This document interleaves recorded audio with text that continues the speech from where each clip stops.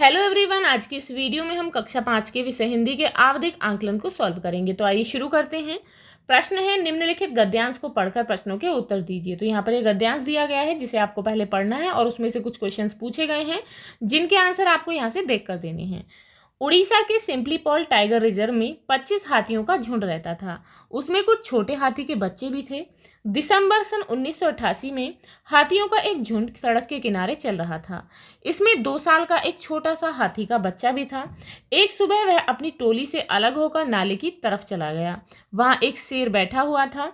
उसने इस बच्चे पर हमला कर दिया। वह बुरी तरह जख्मी हो गया, लेकिन बड़े हाथियों के आने से शेर भाग गया। बड़े हाथी उस बच्चे को लेकर जानवरों की देखभाल के ऑफिस के सामने ले गए। उस बच्चे की मां सूंड में घास पकड़कर उसे हवा कर रही थी। उसकी आंखों के आंसू टपक रहे थे, लेकिन घाव इतने गहरे थे कि अगले दिन उस बच्चे ने दम तोड़ दिया। उसके मरने पर सभी हाथी रात भर सबको घेरकर चिंगारते, रोते और बिलखते रहे। अब यह प्रश्न पूछा गया है कि सिम्पलीपॉल टाइगर रिजर्व कहाँ है। तो कहाँ पर है? उत्तराखंड, मध्य प्रदेश, उड़ीसा या फिर सिक्किम में। तो कहाँ पर है? पहली लाइन में आप देख लेंगे, उड़ीसा में, यानी कि उड़ीसा के सिम्पलीपॉल टाइगर रिजर्व की यहाँ पर बात की गई है। तो आंसर क्या होगा? ऑप्शन नंबर ई, यानी कि उड़ीसा। नेक्स्ट है, हाथी का बच्चा झुंड से अलग किधर चला गया था। तो किधर गया था? हाथी का बच्चा झुंड से अलग होकर नाली की तरफ चला गया था। तो आप यहाँ देख लेंगे कि एक सुबह वह अपनी टोली से अलग होकर नाली की तरफ चला गया था। अब यह नेक्स्ट है, हाथी के जख्मी बच्चे की माँ की क्या स्थिति थी। तो क्या स्थिति थी? हाथी के बच्चे की माँ बहुत दुखी थी और उसकी आंखों से आंसू टपक रहे थे। नेक्स्ट है, हाथी शब्द का स्त्रीलिंग शब्द क्या होगा। तो क्या होगा? हथिनी। नेक्स्ट है, हमारी यह धरती भी इसी तरह की खूब बड़ी गुल्लक है। मिट्टी की बनी इस विशाल गुल्लक में प्रकृति वर्षा के मौसम में खूब पानी बरसाती है। अब नेक्स्ट है, धरती को गुल्लक क्यों कहा गया है। तो क्यों कहा गया है?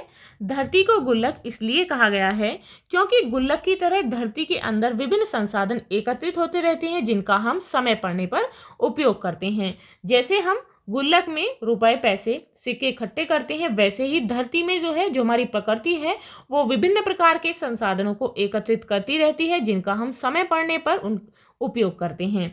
अब यह प्रश्न है, प्रकृति शब्द का क्या अर्थ होता है। तो सभी जानते हैं कि प्रकृति एक प्राकृतिक पर्यावरण है जो हमारे आसपास है, यानी कि पेड़ पौधे, हरियाली, ये सब क्या है? ये प्रकृति है, यानी कि कुदरत। अब नेक्स्ट है, लेकिन इन पहाड़ी रास्तों पर 8 कदम चलना दूभर हो गया। एक एक डग भरने में कठिनाई हो रही थी। रास्ता बहुत ही वीरान था। पेड़ पौधों की हरियाली के अभाव में एक अजीब खालीपन सा महसूस हो रहा था। दिख रही थी सिर्फ पथरीली चट्टानें और सफेद बर्फ। अब यह प्रश्न है, निम्नलिखित शब्दों का वाक्य में प्रयोग कीजिए। तो यहाँ पर पहला शब्द है दूभर। तो दूभर का आपको वाक्य में प्रयोग करना है। आप इस तरीके से कर सकते हैं, जैसे कि पैर में चोट लगने के कारण रिया का घर पहुंचना दूभर हो गया। नेक्स्ट है डग। डग कहते हैं कदम को। उसे एक डग भी रखना मुश्किल था, यानी कि उसका एक कदम भी चलना मुश्किल था। अब नेक्स्ट है, दिख रही थी सिर्फ पथरीली चट्टानें और सफेद बर्फ। तो यह प्रश्न है, अमरनाथ के रास्ते में हरियाली क्यों नहीं दिखाई दे रही थी। तो क्यों नहीं दिखाई दे रही थी? क्योंकि वहां पर पथरीली चट्टानें व बर्फ होने के कारण पेड़ पौधों का अभाव था, इसलिए वहां पर हरियाली दिखाई नहीं दे रही थी। अब नेक्स्ट है, इस वाक्य में एक क्रिया शब्द और एक विशेषण शब्द छांट कर लिखिए। तो यहाँ पर आपको इस वाक्य में जो है एक क्रिया शब्द बताना है और एक विशेषण। तो यहाँ पर देखेंगे, क्रिया शब्द है दिख रही और यहाँ पर विशेषण है पथरीली और सफेद, यानी कि ये दोनों जो है विशेषण शब्द हैं। आप कोई सा भी एक लिख सकते हैं। अब यहाँ पर प्रश्न है, नदी का सफर पाठ के माध्यम से आपने नदी के सफर को समझा। इस सफर को एक सुंदर से चित्र के माध्यम से प्रदर्शित करिए। इसके लिए आप निम्नलिखित बिंदुओं की सहायता ले सकते हैं। तो यहाँ पर देखेंगे, बिंदु दिए गए हैं, नदी का उद्गम, सहायक नदियां, जलप्रपात, नदी का मुहाना, नदी विसर्ग।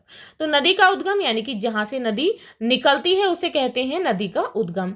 सहायक नदियां, जो बड़ी नदी से यानी कि छोटी छोटी नदियां निकल जाती हैं, उन्हें सहायक नदियां कहते हैं। नेक्स्ट है जलप्रपात। जब नदी जो है पहाड़ों से नीचे गिरती है तो उसे जलप्रपात कहते हैं, यानी कि झरना कहते हैं। नेक्स्ट है नदी का मुहाना। जहां से नदी का उद्गम होता है उस स्थान को मुहाना कहते हैं।